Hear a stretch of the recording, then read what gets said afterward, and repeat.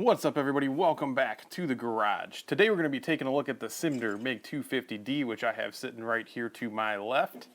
And while it is called the Simder MIG-250D, it is a 200 amp multi-process machine. Before we get further into this video, I will tell you, because I am required to do so, that Simder did send me this machine at no charge for the purpose of doing a few videos.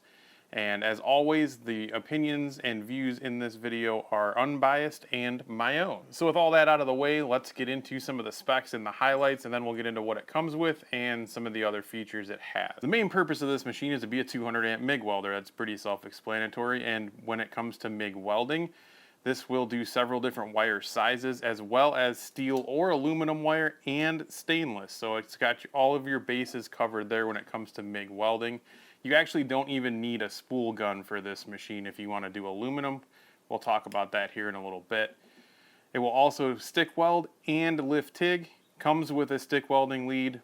Does not come with a lift TIG setup, so you'd have to purchase that on your own if that's something you'd like to do. This does have a synergic function, as well as manual controls, some 2T, 4T, all those sorts of things. It even has a setting for straight CO2 for shielding gas. That's what I am currently running, so we'll explore that here in a little bit. This machine will also run on 110 or 220. Obviously, your better performance will be on 220. That's what I currently have this set up on. We'll also take 2-pound and 10-pound spools, or 4-inch, 8-inch, however you want to look at it.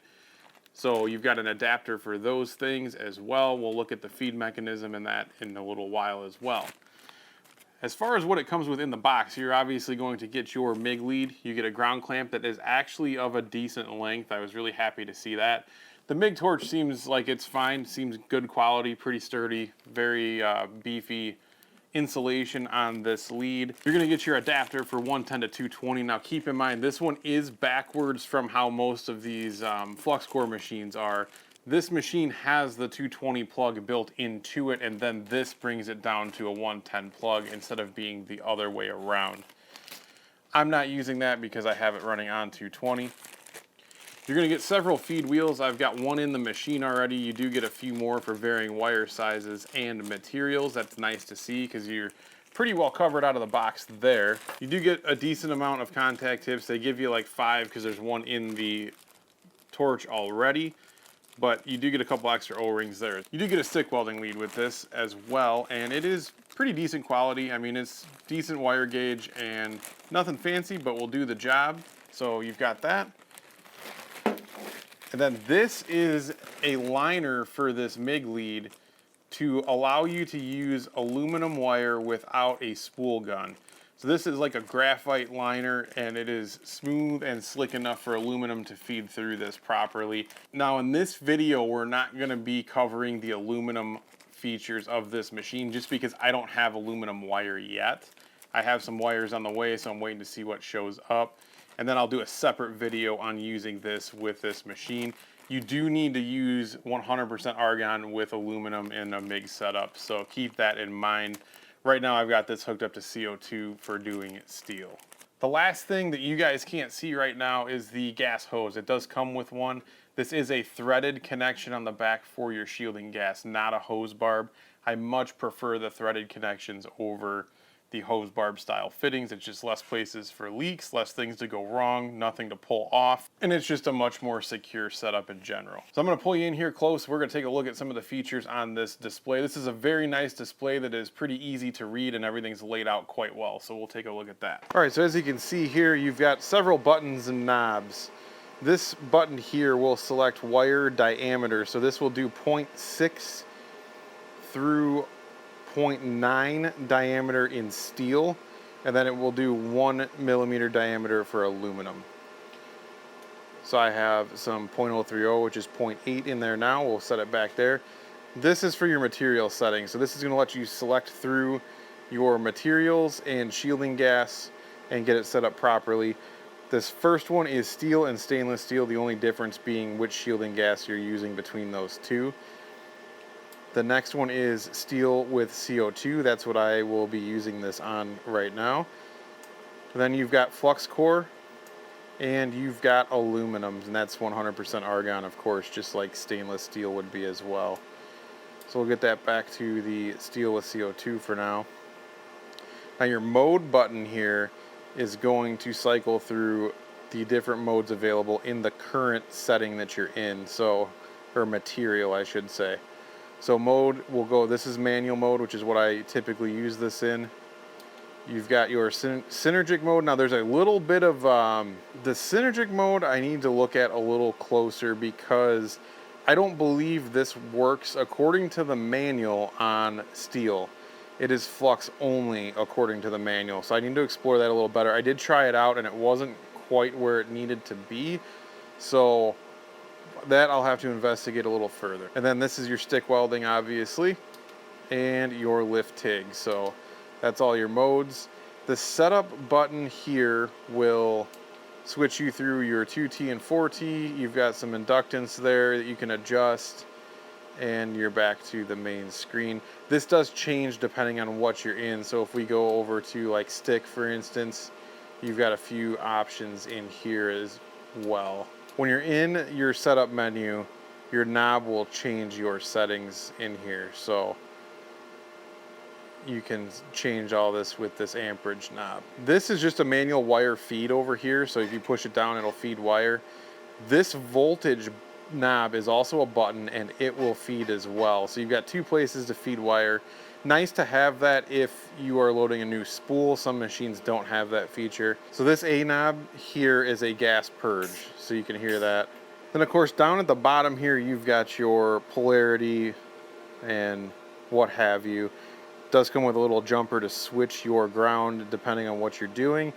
And of course you've got your MIG set up here, and it has all the ports behind this nut. So now we've kind of gone over the features of this machine. I kind of want to just do a couple weld tests with how I have it set up now with the solid core wire on the CO2. And then Simder did send me a spool of Flux Core to try out on this, so we will do that, but I don't want to change spools like twice here and get all that. So we'll look at the feed mechanism when I switch to the Flux Core wire. All right, so I was trying to weld with the wire feed set on the wrong diameter. I was trying to figure out what my issues were, and that was it. Took me a while to figure that out, but now that I've got that figured out, I'm gonna run a few beads over here just to show off what it should look like normally.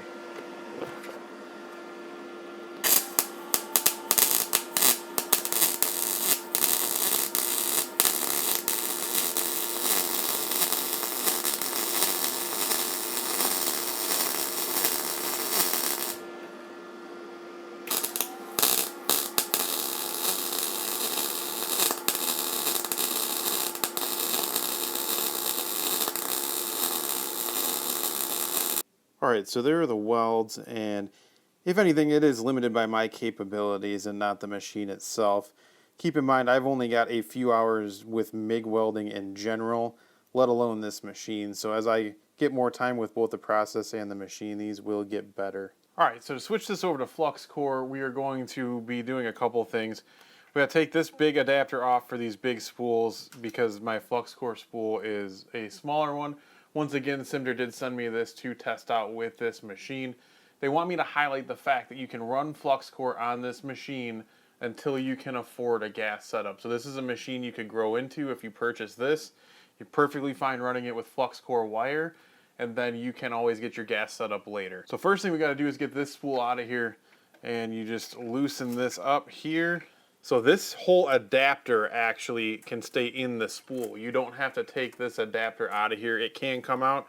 It is a reverse threaded nut. So to change your 10-pound spools, you would undo this nut while leaving all of this still attached to the machine. But because we're going to put a small spool on, you can actually just take this whole assembly off as one unit. And I always forget that this is reverse threaded. So, all right, so we got that off. We're going to undo our tension and simply pull all this out. The next thing we're going to do is change our feed roller because you have to use a roller with some teeth on it for the Flux Core. So this just spins off with a knob here. It has some teeth in it to grip this wire a little bit better. This is 0.035 wire, so the 0.9 goes in to make sure that groove is lined up with the feed. Everything is good. I do need to change the contact tip out because that was .030 wire I had in there. So let's do that real quick. Now this does not come with a flux only tip. So you either want to run this without your gas nozzle on there or get a tip. I happen to have one from another machine I'm going to use here.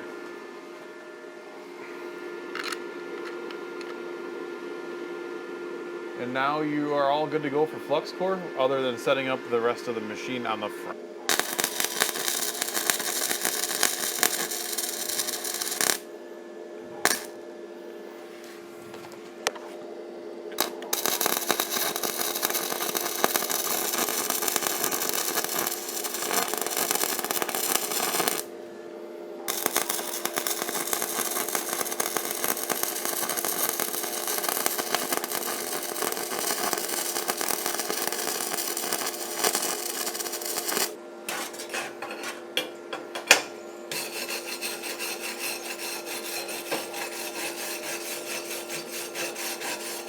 All right, so as you can see, this will flux weld. That's one. This is one that's not great, but it's one. This one, these couple down here. So it will flux core weld. I need to mess with it and get it dialed in a little bit better. I was doing this on synergic mode, and I was having to use the offset quite a bit in order to compensate, at least for my welding speed and style. Your results may vary, but a little more time and I would have that dialed in pretty well, I think. So let's zoom back out here, get some final thoughts, and wrap this up. So I want to close this video by talking about how this would pertain to a garage setting where you only have maybe the budget or room for one machine. Would this be a machine worth looking into? I think it would be. You get a lot of MIG features in this machine, as well as your stick welding and lift TIG. So you've got a lot of bases covered in this little unit, especially for the price. If you want to check this out, there will be an affiliate link in the description below. But as this pertains to a shop, you've got anything you could want to do as far as MIG goes. Aluminum with no spool gun that we'll explore in a future video.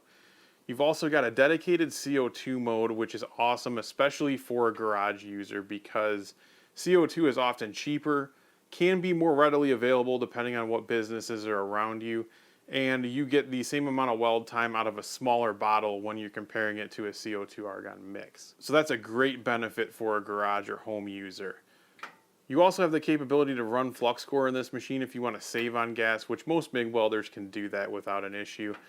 But you could also get this machine and then grow into it later. So say you've got the money for a welder right now, but then when you add the cost of gas and regulators, maybe it becomes a little bit out of your budget. You could grab this machine and some Flux Core wire and start using it the day that you get it, and then add that gas setup later when you have the funds or the skills to kind of make that upgrade. There are a couple of things that are more personal preference than anything. I'm not a big fan of this light color because in a garage or shop, it's going to get dirty very fast. You can already see where some spatters hit the side of this and made a couple marks that are pretty obvious, but that's just a cosmetic thing. The machine performs great. There's no question about that. And then it does have some chrome up here, which is not my personal taste, but maybe yours. I kind of feel like this has kind of a robot, like futuristic retro vibe going on, which I like. I just wish the color scheme was a little bit different. But you do get quite a bit with this. Almost every accessory you would need besides wire and maybe a Flux Core nozzle would be included in the box with this, and of course your gas setup. So you get a lot for your money, and it is very well equipped out of the box, which is very nice to see that you don't need to go buy a bunch of extra stuff if you need to change wire types or processes. Again, if you want to do lift TIG, you would have to buy those hoses and leads yourself, but it is capable of that. You've also got the versatility of getting 10-pound or 2-pound spools depending on what you're using and what you want to do. Having 10-pound spools or the big 8-inch spools of solid core wire is awesome because you can save a lot of money that way. You can get Flux Core in those. They're a little more expensive, but still money saving over the smaller spools. So if you got something you use a lot of, definitely do that.